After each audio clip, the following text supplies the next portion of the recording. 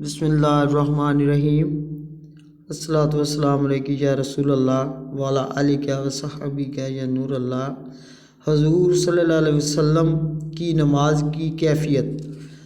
حضرت عبداللہ بن عباس فرماتے ہیں کہ ابتدا میں حضور اقدس صلی اللہ علیہ وسلم رات کو جب نماز کے لیے کھڑے ہوتے تو اپنے کو رسی سے باندھ لیا کرتے کہ نیند کے غلبہ سے گر نہ جائے۔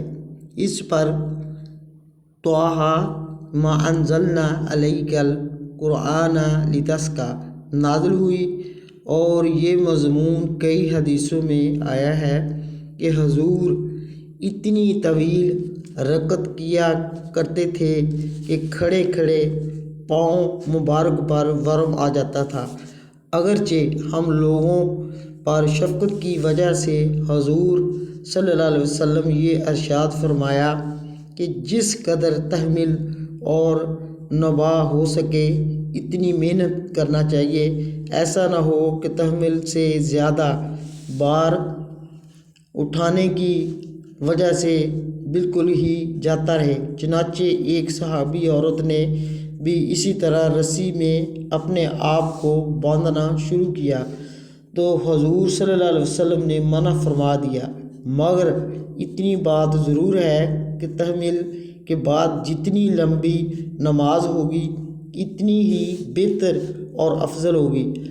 آخر حضور صلی اللہ علیہ وسلم کا اتنی لمبی نماز پڑھنا کہ پاؤں مبارک پر ورم آ جاتا تھا کوئی بات تو رکھتا ہے۔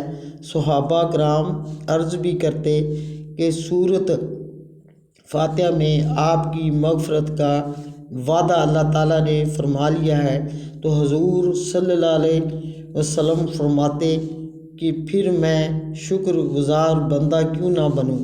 ایک حدیث میں آیا ہے کہ جب حضور اقدس صلی اللہ علیہ وسلم نماز پڑھتے تھے تو آپ کے سینہ مبارک سے رونے کی آواز سانس رکنے کی وجہ سے ایسی مسلسل آتی تھی جیسا چکی کی آواز ہوتی ہے۔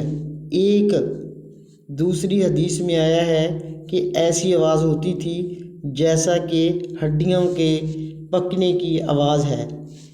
حضرت علی رضی اللہ عنہ فرماتے ہیں کہ بدر کی لڑائی میں نے حضور صلی اللہ علیہ وسلم کو دیکھا کہ ایک درخت کے نیچے کھڑے نماز پڑھ رہے تھے اور رو رہے تھے کہ ایسی حالت میں صبح فرما دی۔ سبحان اللہ۔